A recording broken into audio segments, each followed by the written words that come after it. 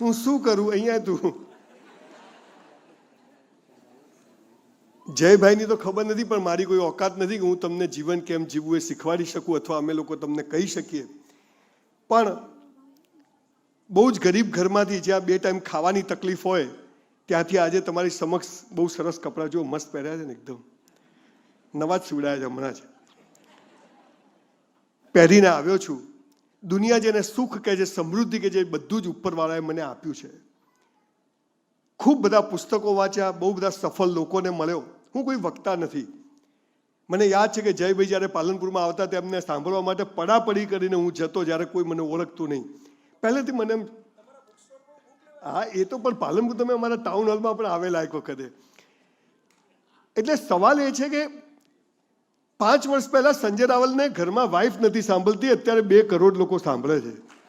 આ તમે જુઓ, this is bloody life. Motivational સ્પીકરો આવે છે અમારા જેવા, તમને હવા ભરે છે. તુમ કર સકતે હો, યુ કેન, વી કેન, લે કરીને બતાય તું. આ વાઇફ માનતી નથી, આ ધંધો ચાલતો નથી. આખો એક ધંધો ચાલે છે.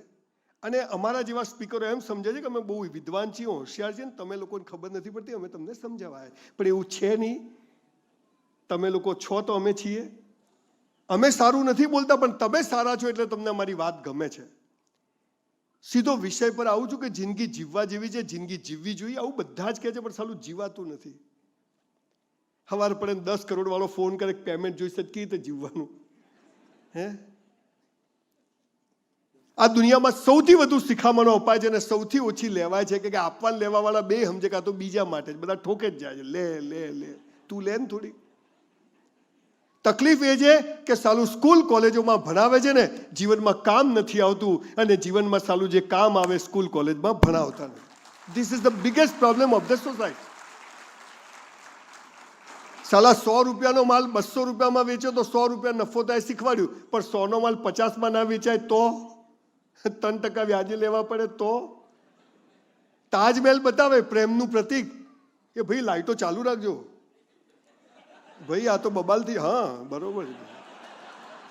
મારે ક્યાં હંતાવું જયભાઈ બહાર છે, ખબર તો પડવી જોઈએ ને ભાઈ.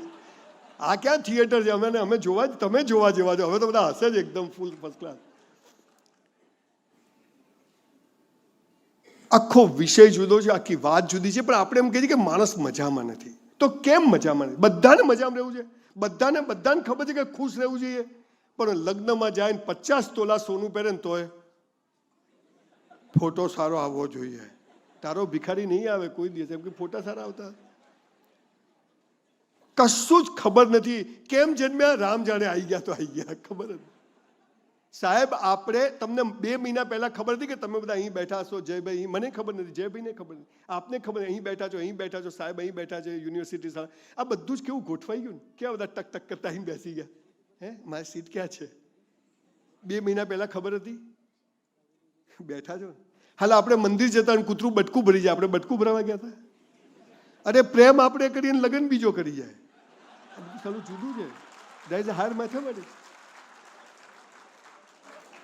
ગાંધીજી જેવા બનો. અલા, કસ્તુરબા ક્યાંથી લાવવાના ભાઈ? તું કહેતો ખરી? આ તો ખાલી કેવું છે. ભગતસિંહ જેવા બનો. બોમ્બ ફેંકવો પડે, હાલ ફેંકાય? આ મોદી સાહેબ બધા આપણા છે. મૂળ વાત એ છે, 700 વર્ષ મોગલોએ શાસન કર્યું, 300 વર્ષ ખ્રિશ્ચનોએ શાસન કર્યું. આ 1000 વર્ષના શાસન પછી એક જે સંસ્કૃતિ હતી આ દેશમાં, there were 43 civilization in the world. બેબીલોન, Greek, huge civilisation હતા. સનાતન હિન્દુ નહીં, સનાતન સિવિલાઇઝેશન હતું. All collapse. માત્ર સનાતન સિવિલાઇઝેશન દુનિયામાં બચ્યું છે સાહેબ. અને એનો જે પાયો હતો એ ભૂલી ગયા. અને હું શું કરું? અરે 2 વીઘા જમીન હોય ને, અરે પેલો ભાગ્યો હોય ને ખેતરનો, એ બીડી પીતો હોય. કેમ છે? મજા છે. અને હમણાં હું આવતો તો 2 કરોડની ગાડી લઈને એક ભાઈ જતા હતા, પાછળ રિક્ષા વાળો બેહી જા. રિક્ષા કોની, મર્સિડીઝ કોની ખબર જ ના પડે. કોઈ મજામાં નથી સાહેબ. એનું કારણ શું છે? કંઈક બુનિયાદી ભૂલો આપણે બધા કરી રહ્યા છીએ. આ દેશમાં જન્મ લેવા માટે લોકો તપ કરતા કે આ દેશમાં જન્મ મળે. હજારો હુમલાઓ થયા, આ દેશ અડીખમ ઊભો છે, અને હજી કોઈના બાપની તાકાત નથી કે આ દેશ તો વાળ વાંકો કરી શકે. અહીંયા કૂતરી વિહાય ને તો લોકો રાબ પીવડાવવા જાય છે. કોરોના થયો ને આખા દુનિયામાં રાડ પડી ગઈ, અહીંયા લોકો કીટો વેચવા નીકળી પડ્યા. આ જિંદગી જીવવા વાળી પ્રજા એમ કે જિંદગી કેમ જીવી, આ તો વિષય આપ્યો એટલે મારે બોલવું પડે. પણ ખરેખર વાત એવી છે કે લોકો જીવતા જ નથી. કાલ કાલ કાલ સાલી આવતી નથી. કાલ પેપરમાં ફોટો આવે, સુધી ગયો.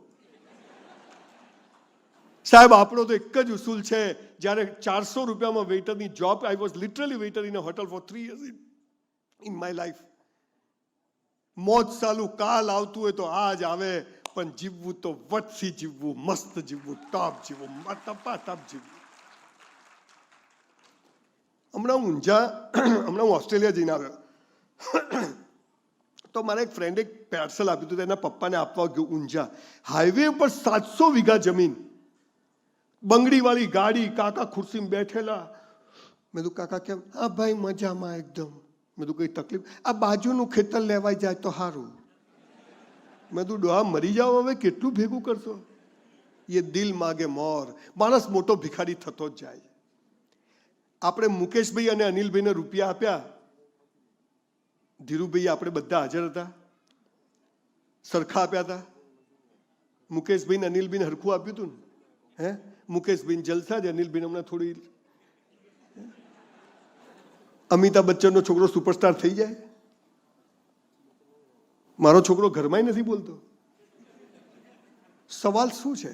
આખી ખોટી દોડમાં આપણે બધા આવી. બધી કીડીઓ એક જેવી, બધા મકોડા એક જેવા, બધા હાથીઓ એક જેવા, બધી માછલીઓ એક જેવી, પતંગિયા એક જેવા, ચકલીઓ, કાગડાઓ, એમ બધા માણસ.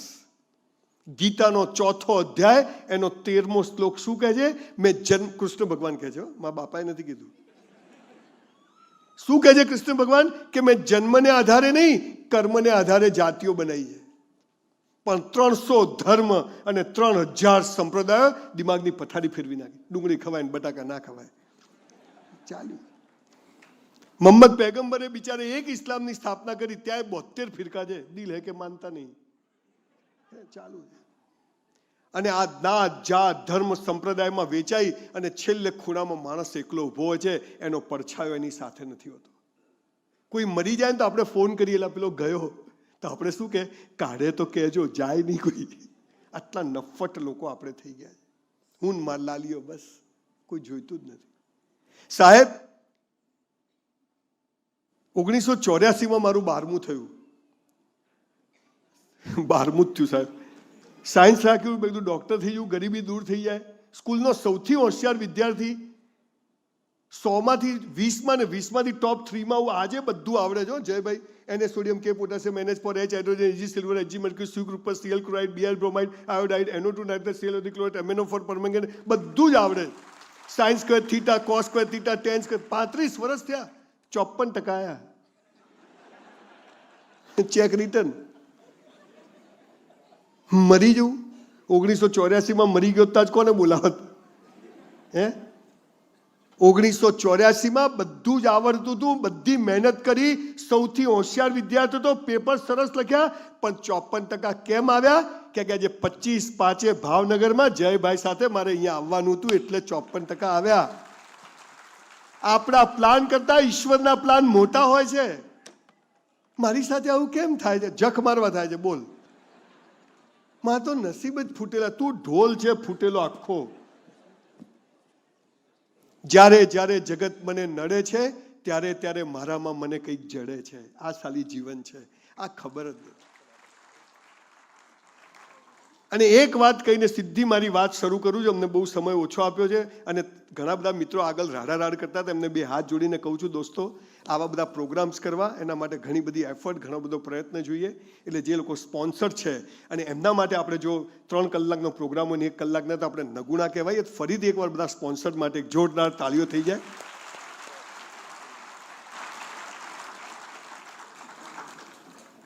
એક વાતની આજે ગાંઠ મારીને ઘરે જોજો, જો જીવન જીવવું હોય તો.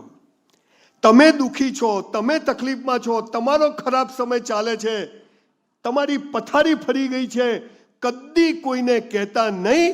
કેમ કે તૂટેલા ઘરની ઈંટોય સાલા લોકો લઈ જાય છે. બોસ, તૂટેલા ઘરની ઈંટોય લોકો લઈ જાય.